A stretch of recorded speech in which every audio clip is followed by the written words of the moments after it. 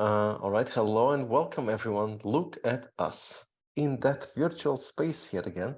Let's just wait for a few more people to come in. I think some people got stuck in the waiting room. Come on, just join. Just join. That's okay. It's the doors are open. That's fine. Hello, Kat. Good to see you again. How are you, Kath? That's okay. You can smashing. Oh, that's very kind. That's very kind. Again, dear friends, how does it work? Welcome to the Smashing Hour. We're very happy to have Sara Soueidan with us today. Sara, how are you doing today? I'm doing well, I guess. That's I'm really glad to be with you again excellent. That's all. what is it, like the sixth time? Sixth time. Who counts? I don't even know. It's like probably like in a few years from now, we'll be like 1759th or something. That's okay. There is always stuff to talk about. And so it's wonderful to have wonderful people also coming in to join our conversation and participate in it as well. So, dear friends joining us, thank you for coming. Welcome. The way it works is actually quite simple. We don't have a script. It's not like I'm reading from a teleprompt or whatever, bringing up questions. It's all about your questions, and also it's just conversation.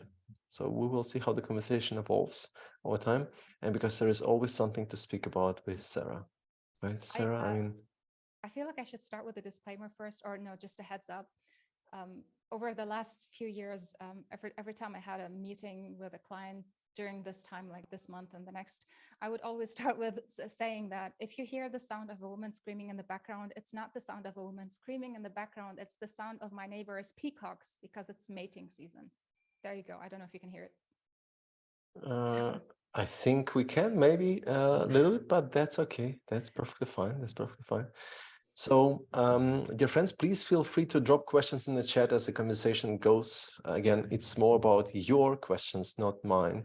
We're very much excited to have you joining in and also speak on mic if you would like to. That's perfectly fine as well. And we also have closed captioning, so you would like to follow the transcript, you'll be able to do that too. And also, finally, one final thing. Obviously, everything is being recorded, so if you need to leave early or you just come late, well, you probably don't hear it now then, but you will be getting this recording for sure as well. All right, Sara, yes. first thing I have to ask, the video course, an update. We need an update from you. Um, And you also, sorry to interrupt you. Also, maybe you could just mention what it is about in the video course, just so everybody is on the same page. Okay, so practical accessibility is a course about accessibility. But it is okay. I don't have an introduction prepared. So That's practical okay. accessibility is a course that I've been working on full time for over a year now, and that I started preparing for just about a couple of years ago. It's about accessibility for front-end designers and developers. Um, it's currently in early access for people who have pre-ordered it in December last year. And I'm working on the second half of the course as we speak right now. And hopefully it should be done and released sometime in May before June. That is the latest update. I'm currently working on a chapter that I was editing, actually, the video for one today. And hopefully we'll be releasing that sometime this week. And then working on the next one and the next one and the next one. That sounds very exciting. Do you have like I'm just curious about the routine. Do you have like a goal for every week that you want to accomplish, or you just wake up and like, okay, I'm going to do this as much as I can? How does it work? Both, both. So when I was on a deadline for early access, I did have a very strict schedule that I wanted to work towards, and I was able to actually deliver more than I had planned, which is good. I tend to work really well under pressure, but when I'm not under pressure, I tend to go into that other mode that you just mentioned, like wake All up in right. the morning and see what how it goes today. But yeah, Well, yeah, well, I could send you reminders via email every other day if you would like me to.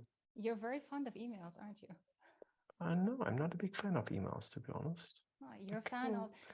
Do you want to talk about the things that we were talking about right now before we just started? Since you Sure. I mentioned mean, emails, LinkedIn, Twitter, stuff like that. sure, of course. I mean, one thing that we discussed, dear friends, is it's a little bit weird. Like when I look around, so I remember vividly when we signed up for Smashing Twitter account back in the day. It's weird. Like I was so excited. I remember vividly that that was the moment of excitement for me, and I would post almost every 45 minutes or something. And obviously things have changed. And some people got tired of Twitter. Some people moved to Twitter. Some people moved away from Twitter. And obviously, the last year or years now show that Twitter is not necessarily moving in the right direction in many different ways. And so the question that I kind of came to me is, so where do I find communities? Where do I find interesting people, new people, and where do I kind of hang out, right? Did you have the same experience, Sarah? For the first couple of weeks, yes, but then I found that Twitter is still that place for me. I know a lot of people moved to Mastodon, and I didn't move there. I did create an account, but I'm not as active there at all because it's a much smaller community there and just a few people that I'm following. There's not enough activity there. There's not a lot of discussion happening around things. There is just a few people that have typically the same opinions about the same topics all the time. But on Twitter, you mentioned that on Twitter, you don't get a lot of interesting content anymore, but I still do. And now because of this, I don't like the home tab, the home timeline, which is just curated by the algorithm. But there's one thing I do like about it is that it's sometimes I see opinions from people that are completely different. And I mean, I'm just going to say this. For example, there was a week or two where everyone was talking about Tailwind, and there was that Tailwind drama happening again. And interestingly, most of the opinions that I was seeing were pro Tailwind. So they were opinions that are unlike mine. And it was kind of interesting to read those opinions. And Twitter is still the place where I find most activity, people talking about things, different opinions. Yes, there are a lot of debates happening all the time, a lot of drama happening, but this is the community, right? And these things happen in real life as well. And Twitter is just representation of real life. And I kind of like that. Interesting, because for me personally, the main reason why I was actually even participating in the social kind of networks, and dear friends, we will be coming to your questions in just a moment, was really to discover new things. So I'm really propelled or powered basically by really being exposed to other ideas and other thoughts and people who I never met. I want to meet people I never met and never heard of. That's very important to me, right? And I got to the point where I felt like I'm in this bubble on Twitter. So I'm in my comfortable bubble and I have my friends and I'm kind of following along. And it's, they publish articles, they have opinions, and it's all kind of not stale, I would say. It's still probably a very powerful thing and it's wonderful to be connected. But the moment I switched to LinkedIn last year, it was in August last year, this changed everything for me. I mean, I'm literally meeting way more new people on LinkedIn with opposite opinions and same opinions, right? But I'm really exposed to this incredible flow of information. And the reason why it works is, I'm not quite sure exactly how Twitter works, algorithm, right? But on LinkedIn, sometimes I would get posts in my stream which are half a year old or 8 months old, and they're relevant and they're interesting. And I don't get that on Twitter. At least I wasn't. So this is why I kind of moved and started doing it way more on LinkedIn. And I'm impressed every day, if I have to say. I mean, I don't know if we have any fans of LinkedIn here in the house. Maybe not. Like, this is a strange place to talk about LinkedIn, I guess. But yeah, so this was like a game changing for me, I have to say. I couldn't stand LinkedIn's UI and UX. I tried using it. I think it was when Musk took over Twitter and we started looking for alternatives. I did sign up again because I had signed up twice before and then deleted my Right. accounts. I don't know, the UI just felt too noisy and I couldn't tell where everything was. And it was just a little bit too confusing and it required more brain energy than it should have, in my opinion. I mean, at least for my brain. I don't know, maybe it's because I was too tired or something. But No, I think you're right. It's still very confusing and it's still very strange in many different ways, but it can also be quite rewarding, I think. So yeah, but this is a matter of preference, I think, in many ways as well. We actually had a question that came from Martin, wondering, I mean, yeah, I'm going to just read it, right? How is it possible that the large CMS systems like Optimizely and Umbraco still don't have good enough products for forms? This is an issue for most projects. Clients are not willing to pay for own built forms and form controls. I don't know. I've never even heard of Optimizely and Umbraco. The entire CMS ecosystem is something outside of my scope of work usually, and I'm not really I don't know. Do you have the answer to that question? No, but I mean, we did have, if I'm not mistaken, there was a big attempt to standardize form controls a while back, and there still is, I think, if I'm not mistaken. For things like cross-browser styling for forms and select menus and all those things. It seems like there is a lot of complaints around that from us front-end developers and designers for many, many, many, many years, right? Around that. But I don't know the progress of that, to be honest. Okay. I'm just going to look into this audio thing because a couple of people have told me that my volume is too low compared to yours. So I'm not sure if it's Maybe my volume is too high. or maybe mine. Like I don't know. I mean, the settings are. Well, I had 3 coffees today, so I think that it might be me. The adrenaline. Yes. I don't know if I Yes. can do anything Just about that. also in the meantime, I know that I think it was a Jog. I think that you sent a message to us with a question that you had for Sarah. And so I did want to bring it up as well. While maybe, let's see if it works. Wonderful. My question. Yes, so I have your question, so I'm going to bring it up in just a second because we also actually had a conversation about it too with Sarah just before Wow, that's we great. jumped in here. Right. Sarah, can you hear me okay?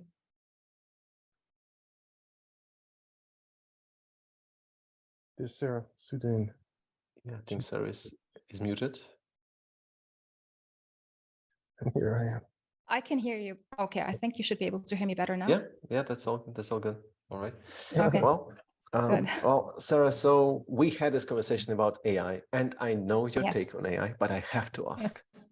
Right? Go We ahead. have this incredible world around us where everything is pre-written, pre-designed, pre-built, pre-recorded by the wonderful world of artificial intelligence.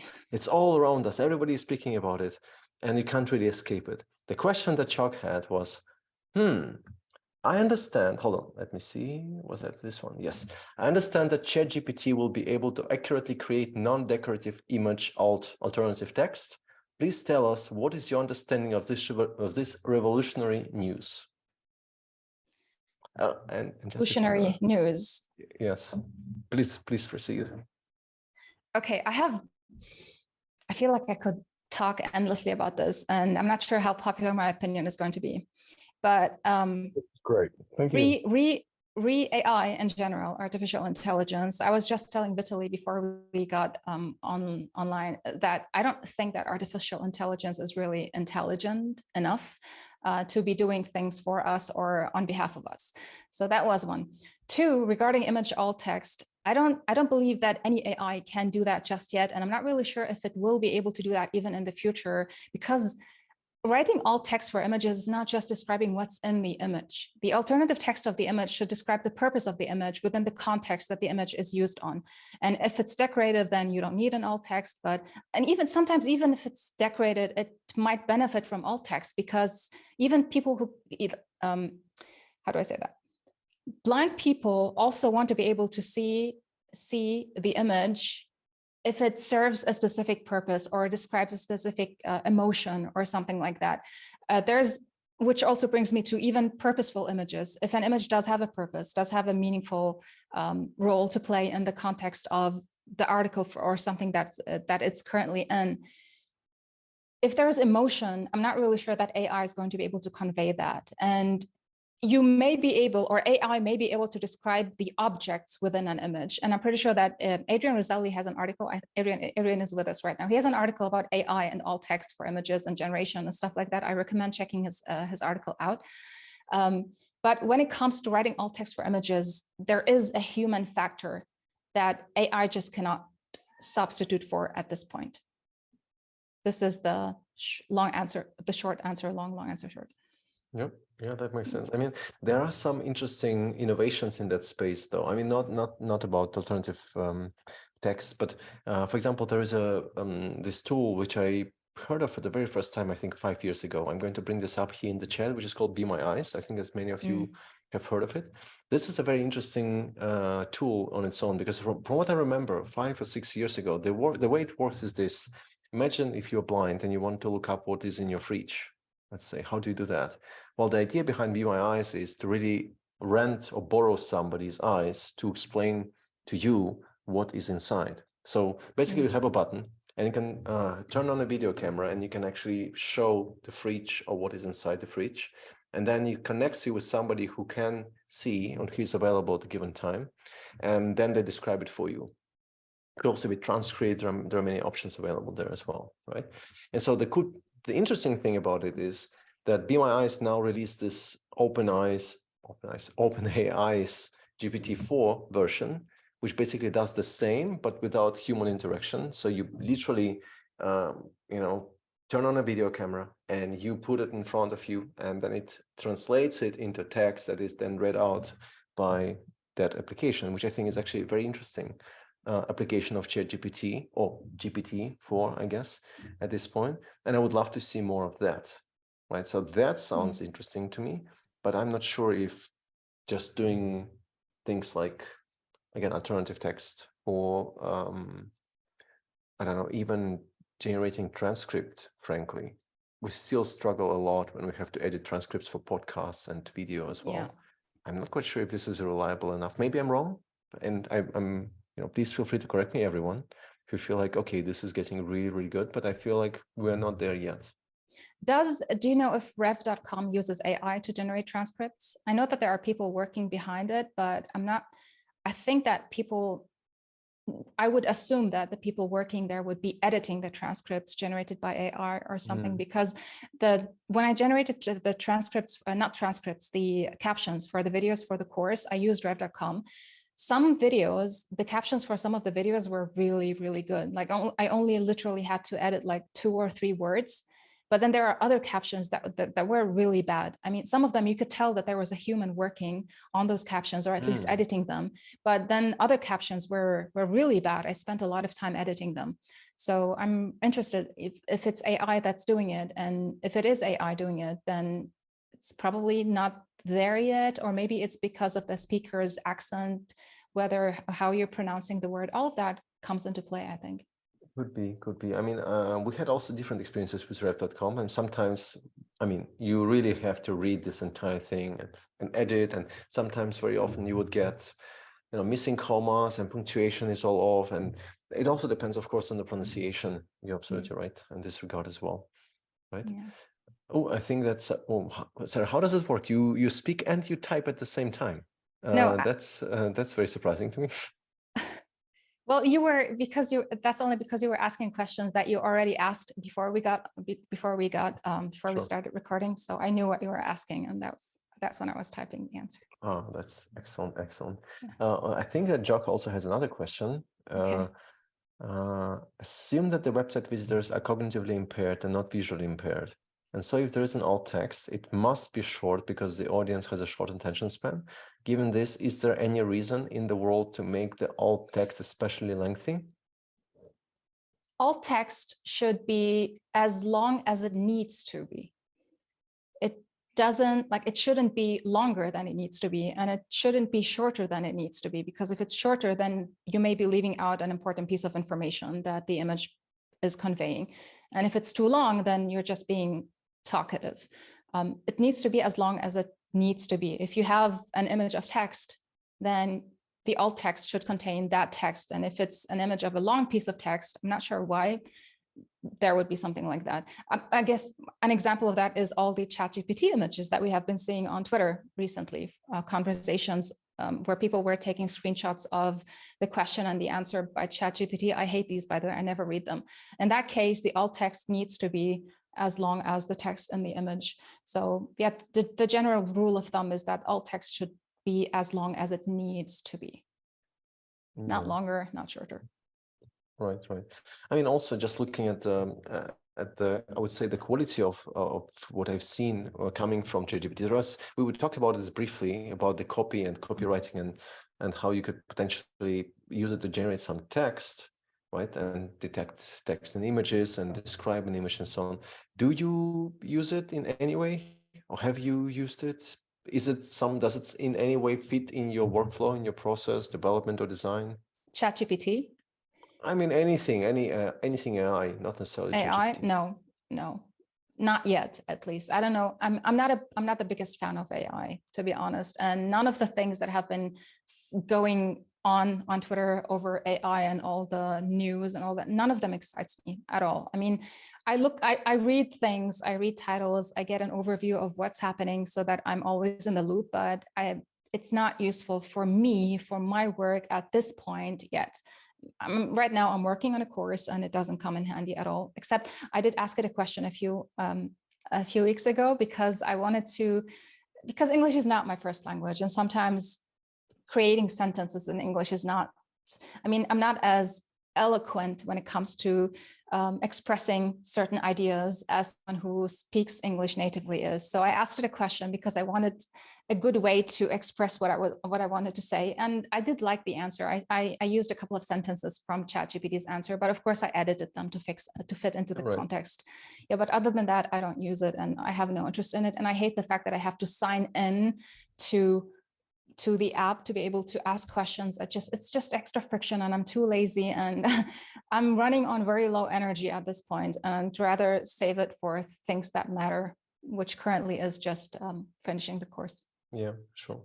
I mean, also one thing that I've been that some people ask me, and I mean, maybe this would be the last thing about AI, is that is design really becoming, or development in some way really becoming, just talking with an AI with a chat prompt? Is our interface just a chat prompt at this point? This is it.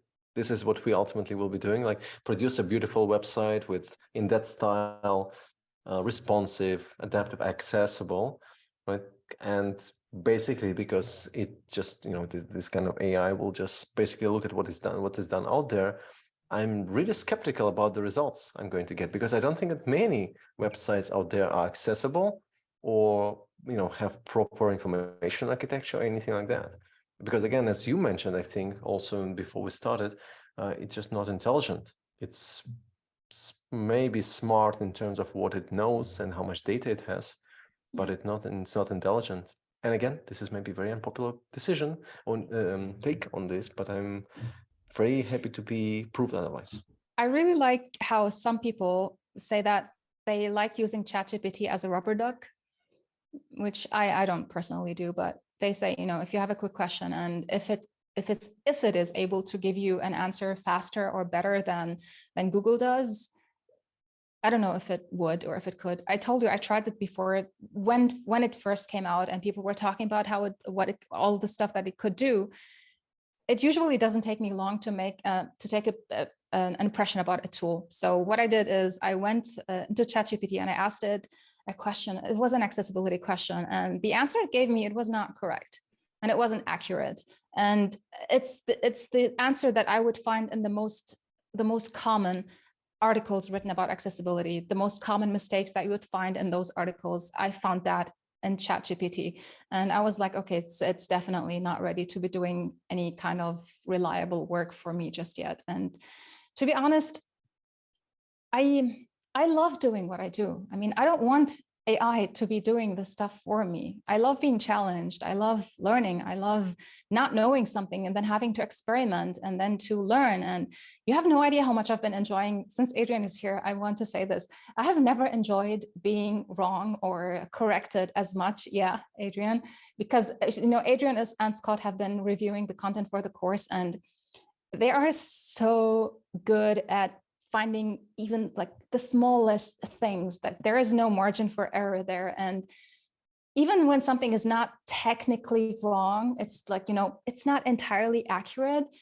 The course has been an incredible learning experience. And I love this. I love learning and I love finding things out on my own. And I love making mistakes. And I love sometimes maybe it even be good to make embarrassing mistakes, because that's how you learn and that's how ideas stick in your head. I don't want AI to be doing things for me. I don't want to just sit there and tell it to do something for me and then it would do it and I will just publish it. Or I'm not there yet. Maybe I'm old-fashioned and I'm starting to feel a little old sometimes.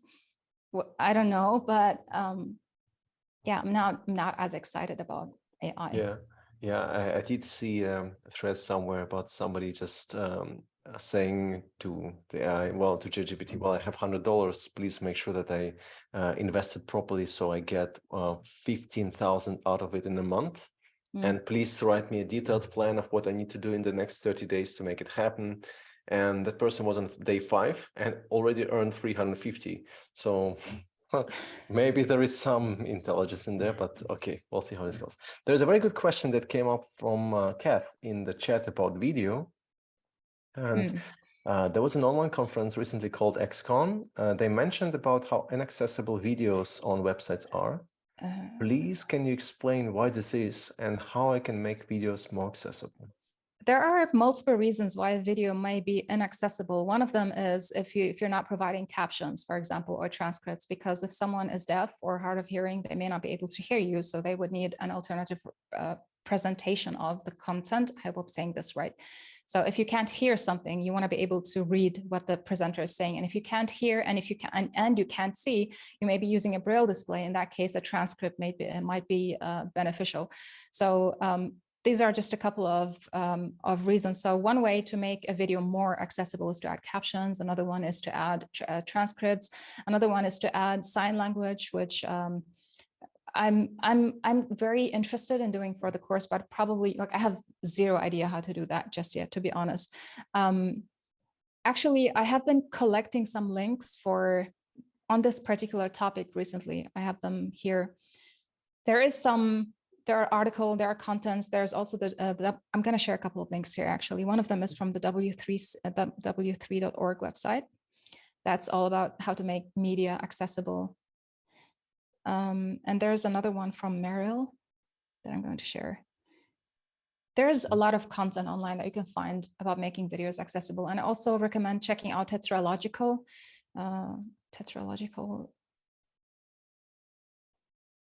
.com. I think it's .com.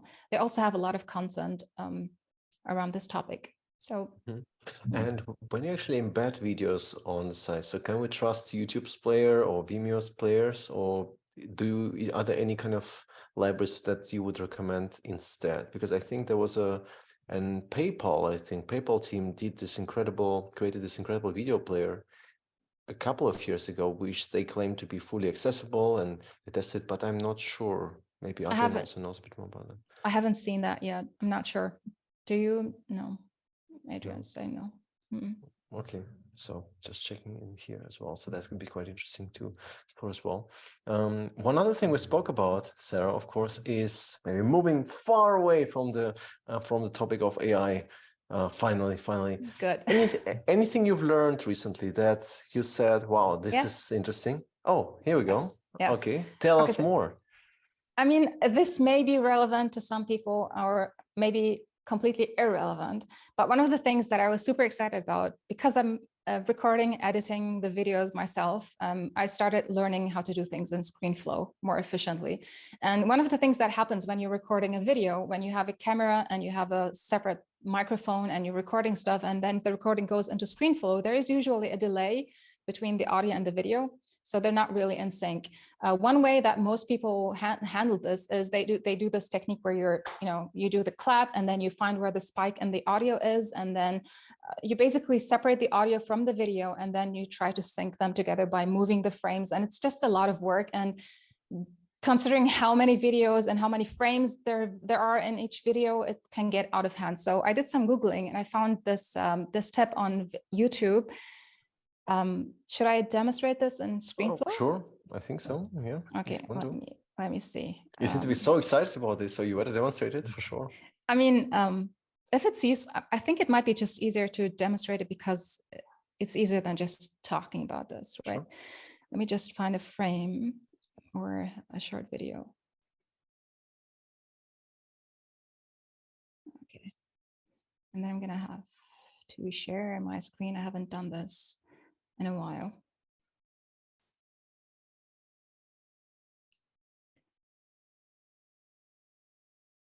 Okay, sharing my screen. It's the green button, right? That's the green button, yes. Okay, making sure I don't have anything embarrassing inside. Okay. Okay.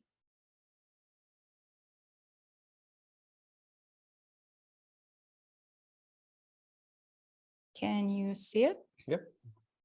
Okay, let me close the chat and move this back up. So basically one way, this is the video that I'm currently working on, is you would have a video. This is part of the video here at the bottom left. If there is, I've already done this for this particular one, so I'm not sure if I'll be able to do it again. Okay, why is it? Oh, let me choose another one, or maybe another one, or another one. Yeah, there it is. So whatever part of the video that you have, okay, you just select that part where you have audio and you have video, audio and video, and they are out of sync. What am I doing again? Sorry. And then you go to the audio section here on the right, and then inside of audio, you choose audio filters and you add the Apple AU sample delay filter. And then you add that. I've already done this before. And then you just choose a value. I'm not sure what this exactly does, technically speaking. I'm not like, I don't know how audio and video work in the background, but basically instead of doing this stuff manually, you add a delay to the video. You add an delay audio filter. And that delay, yeah, basically it literally applies a delay to the audio so that it becomes in sync. But how much delay you have to add depends on your audio. And now I think it depends on your setup and maybe the speed of your computer, CPU, which microphone, how they are connected to your computer or whatever. But what I've noticed is that for all of my videos, the delay is always the same. So what I do is I add a 4,000 delay, and that fixes it for all of my videos. Instead of separating audio from video and then doing the sync manually, all I have to do is just select the videos, all of them, and then add a 4,000 AU delay, and that fixes it. So if anyone is working on something like this where you have to edit videos, and it will save you just a lot of time. And this is something that I've been super excited about because it has saved me a lot of time. Yeah. Yeah, so I spent a lot of time on this actually, and I think it seems like we have almost identical setup actually, because I also use Camlink 4K. So and I also have the Sony camera here. And overall, what I found was really frustrating to me because I couldn't figure out why it does it this way for so many months actually. There are different frame rates that we have, that I have had on the camera and that I had on the screen. And so when it was recorded, and then also the voice comes in, and then I really had to really play going back and forth just to sync. But then I tried to do it in one shot, and I see that you did it like you have cuts. Yeah. Like, oh, wow, I would probably go just, I don't know, I probably wouldn't be able to sleep. But it seems like it's an incredible amount of work in there. And so one section is like, what, 30 minutes, 35 minutes, 20 minutes? Okay, well, by the way, it's a very geeky question. Does ScreenFlow crash for you as well every now and again? Not as often as it did before. I think it's after the latest update. Latest update. Yeah, okay, so sorry, we're just ScreenFlow geeks, I guess, at this point. But yeah, I had so many issues. I actually recorded something for 2 hours, and then it was just all lost. That's a very sad experience. Yeah, it happened with me too, actually. And I tweeted about it a while back. Yeah, I was recording, and then after 5 or 6 times of repeating something, because I made a lot of mistakes talking and saying things, and then at the end, when I finally reached a version that I was happy with, I just got this pop over that said that ScreenFlow had crashed. There was an error, and yeah. Now, I think in my case, it might have been, I'm not sure, but this is the last thing I want to say about it. I think I clicked the discard button instead of save. That might have made it, but these buttons are very, very close. Okay, moving away from this topic as well, maybe. There was a question that came from Dave. For common abbreviations like TV, DVD, AM, PM, is it better for accessibility to wrap them in an abbreviation tag with the title attributes, an empty abbreviation tag without the title, or leave it untagged? No, the best thing you can do is to just spell the word out, unless it's very common. Like everybody knows what TV and DVD is, for example. But if it's less common, like for example, today I saw this tweet, Josh Camo has this new article and it's been making the rounds about AI and whether or not it's going to replace front-end jobs. I haven't read it yet. It's in an open tab right now, but he used the LLM acronym. I don't know what LLM stands for. So I had to go into the article and then, no, actually I saw a tweet by someone else who spelled the meaning of LLM. So the best practice is, unless it's a very common word that everybody knows, like TV or DVD, the best practice is to spell the word out in full and then include the abbreviation in quotes, In and then you brackets. can, and brackets, and then you can use the abbreviations throughout the rest of the article, for example. But make sure that you just spell it out in full. That's the most inclusive way to do this. Okay. Also, another thing that actually came up in my other project just yesterday was a big conversation about visited links and hover states on links. So I have this, I'm working right now with the European Parliament, and obviously accessibility is very, very important, and inclusive design in general is very important. And so the question that came up is, sure enough, we will have visited state. Do we need hover state for links, let's say? I'm not talking about buttons or anything like that. It's basically just, if you have, let's say, an article and you have links inside. So I know, but please correct me if I'm wrong, that having a hover state is not necessarily, it's not a requirement really. It's kind of an optional thing that you can add if you want to, right? What about visited state? I don't know if it has any specific usability considerations. I don't see it as often online. It does it, or it does? Adrian, maybe you'd like to share your insights there? Please. I'm trying not to talk because this is not my event and I already talk too much in my real life. No, we will like you here. We'll like you here. No, you don't. So broadly speaking, for users with cognitive impairments, being able to see what links they have already followed is incredibly valuable. And it's not just users with cognitive impairments, but users who are distracted, users in stress cases, users who just don't care. So visited link styling is still a very important usability feature. Okay. So that's something that came up recently. That's good to know. Okay. Do you have any other? Thank you, Adrian. Do you have any other questions, dear friends, at this point? Anything? There was a conversation that also came up on LinkedIn, unfortunately, or not, about reliable accessibility libraries, because we have a big kind of knowledge hub of resources on Stark. Like this is the Stark accessibility library. I'm going to check it out. And I was wondering. Have a link? Yes, I'm going to bring it up here in the chat for everyone to see. I think it was, not even sure. I think it was another resource that then got kind of included in the Stark library. So do you have, Sarah, any resources or anything that you would highly recommend for people who want to kind of explore some sort of a knowledge hub for everything accessibility and or inclusive design? You mean like a component library? Not necessarily, but just any kind of useful resources. Like, for example, I mean, this Stark seems to be very plausible, very interesting. But there are also, what I was looking for is more like guides, like really detailed guides on everything accessibility. I don't think anything like that exists yet. No? I mean, there are tools and there are documentations, there are specifications, there are W3C websites, and there are a lot of things that you can. I mean, I don't have any specific one, and I personally don't check out one specific resource. I mean, it's mostly people, blogs, specifications, stuff like that. And I definitely also don't know of any accessible component libraries. And I'm very wary of libraries that are marketed or promoted as being fully accessible, because I think we mentioned this on a previous Smashing Hour before. Yep. Yes. I did find this little resource, which I found extremely useful, right? Just for me, again, I'm going to maybe share the screen here. This was really helpful because basically what they do here is this is a site that tracks it's kind of a repository of interface components from many, many different design systems. So if you're looking, for example, for the names of how different design systems actually named an accordion, you can go ahead and you can actually explore it. So I like this showy Heidi thing. That's an interesting name for an accordion, I guess.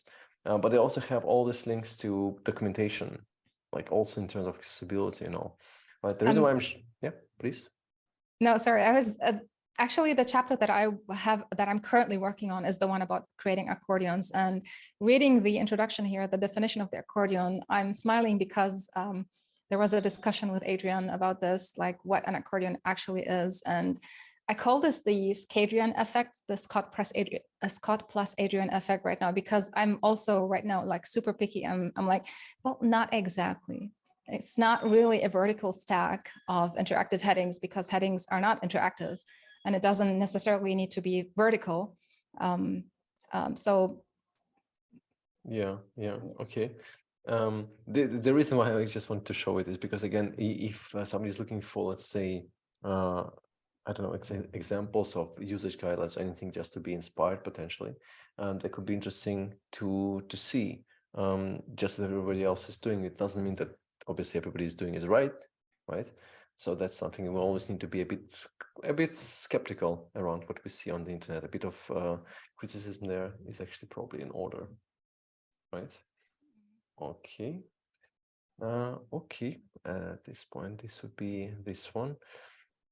What else maybe have you learned, Sarah, over the last couple of months now that you've been working on the video course a lot? I'm sure, like, if you think about accessibility and some of the interesting things that you just learned recently or just in your research, was there anything, or are you basically in the process of writing everything down? It seems like it's going to be a huge book if you actually were to write it down.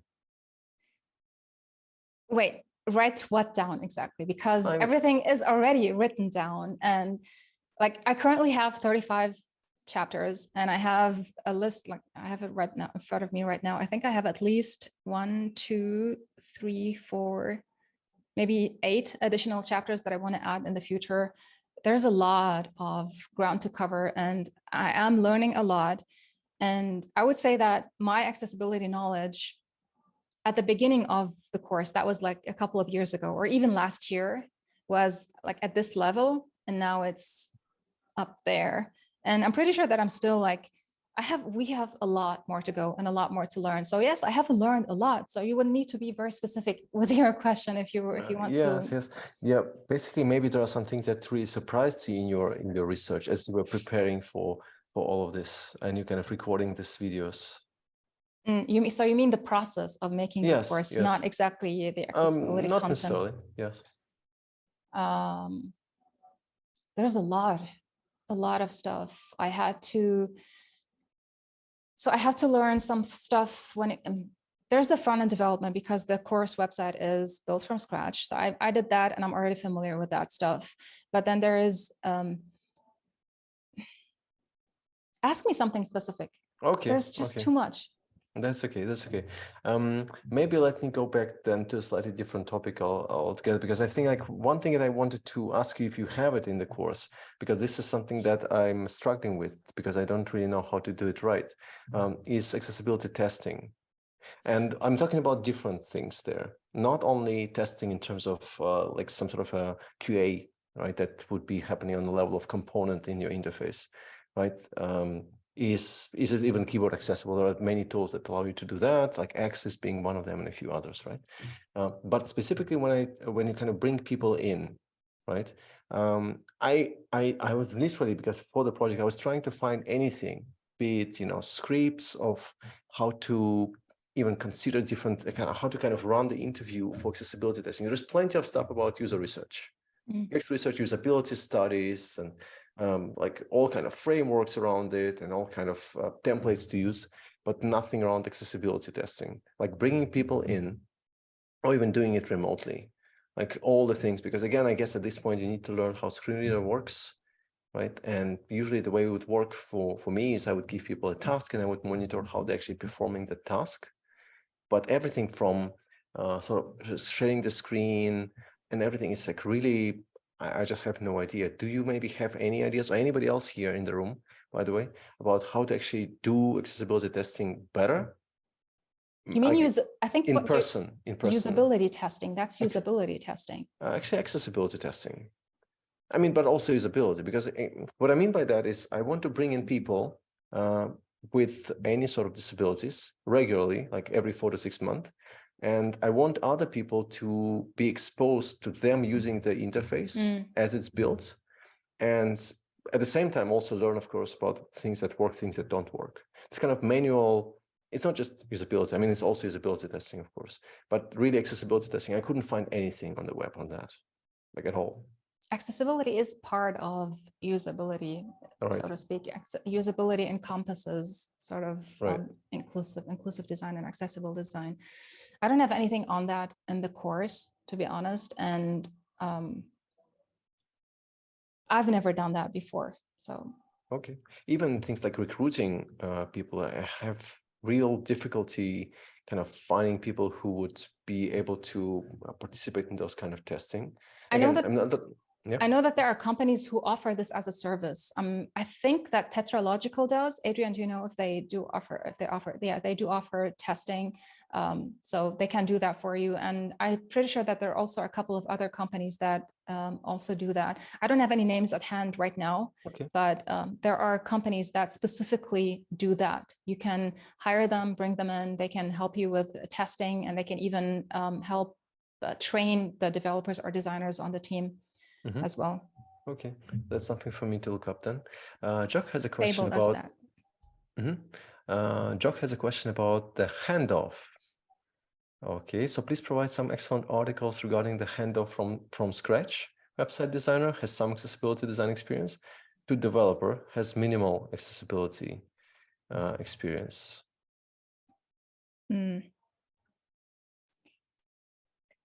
Excellent articles regarding the handoff from scratch, website designer. I don't understand. Like, what do you mean with from scratch website designer to developer? I'm not very fond of the entire handoff. I think that designers and developers should be working in tandem. They should be working together. There should be communication. Designers should not be working alone and then handing off a design to developers, because there's a lot of extra work involved, and developers are we as developers, I'm a developer, so I can speak using the we pronoun here. We are aware of a lot of, when it comes to accessibility, how something could be implemented, how it will be implemented. We will have a lot of questions if something in the design is not clear. Like, is that a button? Is it a link? What does it do when it is clicked? There's a lot of interaction that is usually not documented in the design that we should ask. We need to have answers to those questions so that we can know how to implement them.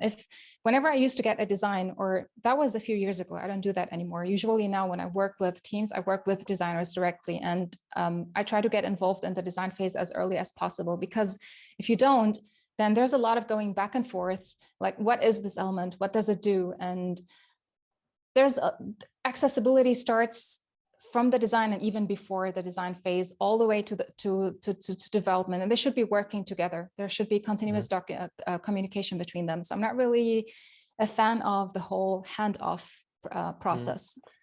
Actually, when you're answering the question, I was wondering, how would you document some accessibility considerations? Like, for example, if you have built a component, or let's say designers are designing, let's say, a UI, how would you expect them to document really keyboard interaction, different states, fallback for screen reader users, let's say, and all the different things? How would it be documented actually? Like, if let's say they're using Figma, are there any tools, plugins that you would that they would be using? There are accessibility annotation plugins for Figma, and I think there are also some for other design tools like Sketch. They could use that. There is accessibility annotation toolkits, and they can always use plain text. That's what we used to do. There would be descriptions around every component, like this is what it does, this is what happens when it is clicked. Design specs should include a lot of things like content hierarchy, heading hierarchy, functionality, what happens when something is focused, when it's hovered, when it is clicked, does it take you to a new page or to a separate page? Does it take you to a new page, or does it open something on the current page? A lot of stuff. And most of these questions, a lot of times designers don't include them because they're not, I don't know why, honestly. So developers have to know the answers to these questions so that they can implement them. Right. And there was also an interesting story that I experienced just 1.5 years ago. There were design mockups and everything looked fantastic and incredible. And then eventually it was implemented, and then I left the project, so I moved on to something else. And then I returned back, and I'm very confused because the design is there, but every single link is a target blank link. Everything opens in a new tab. Like, how did that happen? So that brings, of course, a question that I have to ask you, Sarah, of course. Should links open in new tabs by default or not? By default, probably not, no. Never, even if it's a PDF? No, I wouldn't, I wouldn't say never.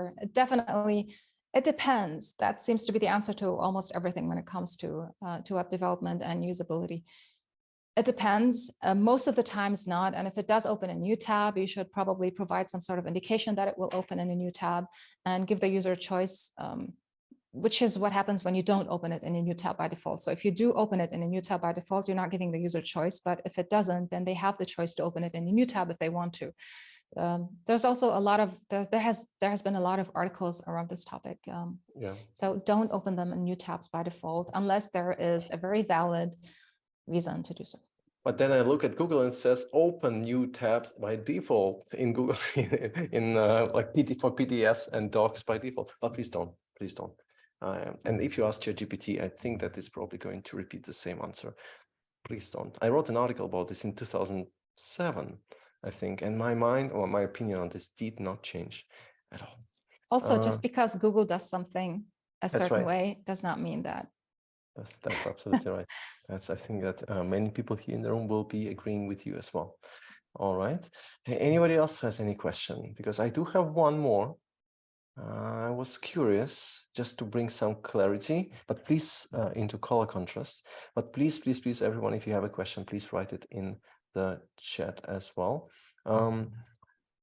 There's a question from Kate still open. Oh, sorry. Oh, excellent.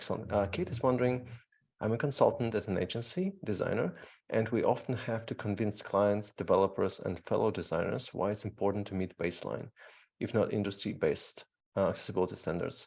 Any suggestions for making the case?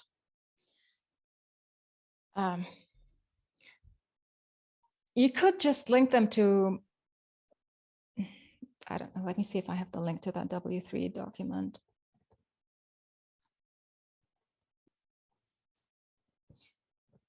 Unfortunately, when it comes to accessibility, a lot of organizations only care about it when they know that they are at risk.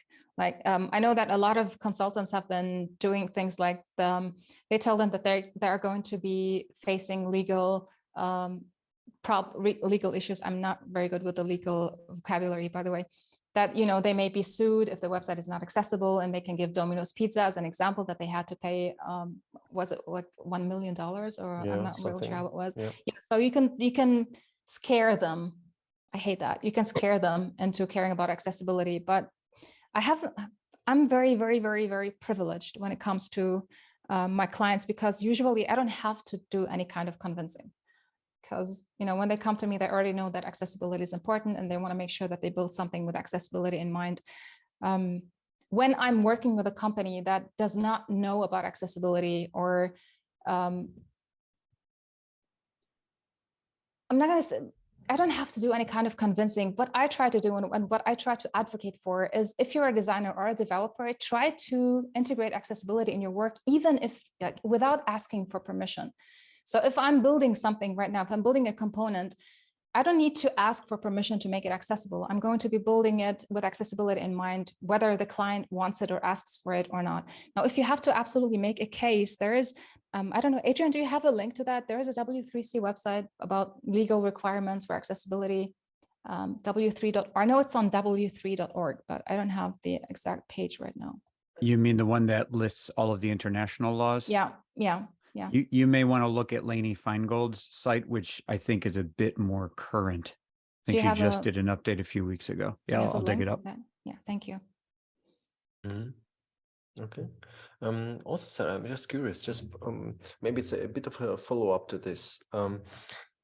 How do you make sure that, you know, whenever you, let's say, build out a front end and it's accessible, and you tested it and you try to do your best, and you know, the developers eventually take over, and then you move on to other projects. how do you try to ensure that they are kind of following it in the same spirit? That as they keep evolving the site, keep improving the site, keep adding more things, the website grows over time and all that, that it remains accessible over time. So it kind of, they maintain accessibility. Is it a question of obviously like having accessibility in mind when you're building or when you're maintaining, right? But new people come in, they might not be onboarded properly and all that. And then, before you know it, a year later, the website is an entirely different place. How, if let's say a company came to you and they asked, how can we make sure that the code remains accessible or the website remains fully, whatever, accessible over time? How would you proceed there? Or suggest there are multiple steps that I would recommend. First of all, education. Teach designers and developers about accessibility, get someone to teach them, do in-house workshops and stuff like that. Make sure that you have accessibility specialists on the team, because you need to have accessibility specialists on the team. And then every now and then bring disabled people to do usability testing, especially whenever you add new features to the website. These are, I would say, this is the bare minimum. And then you would probably have some sort of automated testing integrated into the workflow that would manage it, that would be able to catch the low-hanging fruit, basically. But education should be prioritized. There should be people specializing in accessibility, and usability testing should be done over and over again. That's the bare minimum, in my opinion. There's also an interesting comment from Chris Weiser here. Put accessibility time in all of our website estimates with code level and development time and about 10 hours devoted to alternative text and PDF remediation, right? Also, by the way, there is one interesting thing that I discovered, which I think was quite surprising to me. Whenever actually, I don't think there are many articles around PDF accessibility. PDFs are, again, talking about the project which I'm working on right now, they have around like millions of PDFs, mostly inaccessible, right? It's just really, really, really painful. And so the goal is really to remove as many PDFs as possible. Just get rid of as many PDFs as possible. Just bring everything as plain text in HTML and do that. But if you have so many PDFs, doing that is almost impossible. It's just almost impossible. So I'm just wondering, do you know, or anybody maybe anything around PDF accessibility or specifically tools to, I would say, to check how accessible PDFs are or improve them in some way? I have no idea, literally, about that. I don't, but I think that Adrian does, because it was either you, Adrian, or someone else who posted something on this particular topic recently on Twitter, or maybe cross-posted because you're on Mastodon more. Yeah, I'm sorry. I don't mean to take over your session, Sarah. So broadly speaking, if you have Acrobat Pro, you can check to see if a PDF is tagged. It won't tell you if it's tagged well if you're not familiar, but you can at least check to see if it's tagged. PDF UA is the standard for that. You can generate conformant tagged PDFs from Microsoft Word using the export XPS PDF feature, not the print to PDF, but the XPF PDF. You can do that from PowerPoint as well. There are tools to also validate the PDFs. Common Look Validator is one of them. There are a few others out there, so you can do some quick checking. One thing that you definitely don't want to do, which I think is what Sarah is referring to, is edit your PDF in Firefox 111. Even though they're touting you can edit PDFs, the bug is still, there's discussion going on in the bug, but it looks like depending on how your PDF was tagged, if you edit it in Firefox, it eats all of the tags and you get a broken PDF in the end. So if you're not familiar with PDF remediation, there are some tools out there, but there's also a ton of good articles. You just kind of have to know which niche part of the web to find them. Okay. I'm kind of hoping that you would write an article on this, Adrian. Nobody wants me writing articles. Everybody wants you writing articles. I agree with Sarah on this one. Also something that Adrian said recently, you should probably be asking yourself if that PDF could have been or should have been a website instead. Yeah, absolutely, of course. Well, okay, well, it seems like we are at a full hour already. This time went quickly. That's unexpected. And we didn't even talk about pizza. Sarah, what was the last taste of pizza that you, like the last kind of pizza that you had? Like the flavor, I mean. Not pineapple pizza. Not pineapple pizza. No. Okay. I think it was tuna, I think.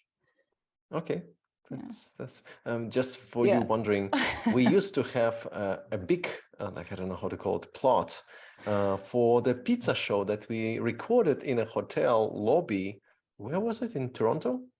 Either Toronto or New York. I mean, Toronto has always, in my mind, Toronto has always been a mini New York, a mini version of New York. So it's either New York or Toronto. Yeah. So I think it's New York. I think we should probably needs to be kind of published somewhere again. I don't know. So it was like, I don't know how many years ago. And so this is where we thought, okay, this is going to be a show about everything but front-end development. And of course, because we both love pizzas, just different tastes and flavors of pizza, I would say. I wanted to call it a pizza show. You like pineapple pizza? I never said I hate it. Well, it doesn't mean that I like it. I mean, I have many Italian friends that really look at me and roll their eyes and they're like, let's not have this conversation. But I mean, as long as it tastes good, I'm happy. But frankly, I don't eat pizza anymore. It's like, these times are over. Yeah. I'm like, I mean, once a year, maybe. That would be kind of it. Yes, for those who are intrigued, the pizza show, the reason it was called the pizza show is because I had just finished a talk at a conference and I was in my hotel room and I was extremely tired and I had bought a pizza back with me and I was getting ready to eat that pizza. And then I got an email from Vitaly and he was telling me that, we should be doing this podcast kind of thing. And he was thinking about names. What should we call that show? And I was like, I can't really come up with a name right now because I'm so tired and I would really just love to eat my pizza right now. And that's when he was like, the pizza show, we should probably call it the pizza show. And I said, no, you're probably kidding, right? But he was super serious and we just went with that name and we used it for a while. It was called the pizza show, but it was not really about pizza.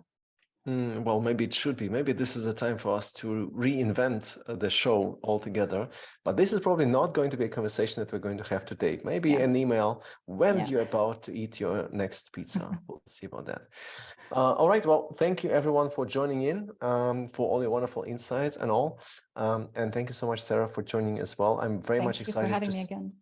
Of course, very much excited to hear and to see and to read about your video course when it's out. And thanks to everyone who participates in this discussion here and just contributes to the accessibility community. That's wonderful to have you all here. Thank you, everyone. Thank you, everyone. Any words of wisdom from Mirain? No, thank you both very much for spending the time. For everyone who's still here, don't forget to check out the other things that we do. There's a meets on JavaScript coming up in a couple of weeks, and I think we have some physical events this year as well, Vitaly, which you might want to show. Yes. I saw people in the chat talking about Beyond Tolerant as well, which I know is coming up. Unfortunately, probably not me this year. Are you going, Vitaly? I don't know, to be honest. I think I'll be somewhere else, but maybe I will. I don't know, to be honest. Just anyway, there's plenty of stuff coming up. Follow-up email with a download to the chat. I don't think I've ever had a smashing hour with this many fantastic links in there. So I'll post those as well. And the video with captioning will be coming to you somewhere next week. Excellent. And just to show everyone, I just closed the tab. How convenient that is. Just for all of you to know, so we have a few things coming up. We have one conference in San Francisco coming up in May. We have another one coming up in Germany, in Freiburg, which is going to be all around, pretty much everything from front end to design. And then we also have one specifically on design and UX and inclusive design, our very first conference that's going to be happening in Antwerp, in Belgium, on October 9-11. So feel free to drop in if you happen to be around as well. This will be fun. I'm sure it will be. And a lot of chocolate and waffles and whatever else you might find in Belgium. All right. Well, with this in mind, thanks everyone for joining. Sarah, any big plans for the rest of the day? Today? No, my day is pretty much over. Well, then you well-deserved, have a wonderful, well-deserved evening. Thank and everyone, you too. Thank you so much. And everyone, see you again next time.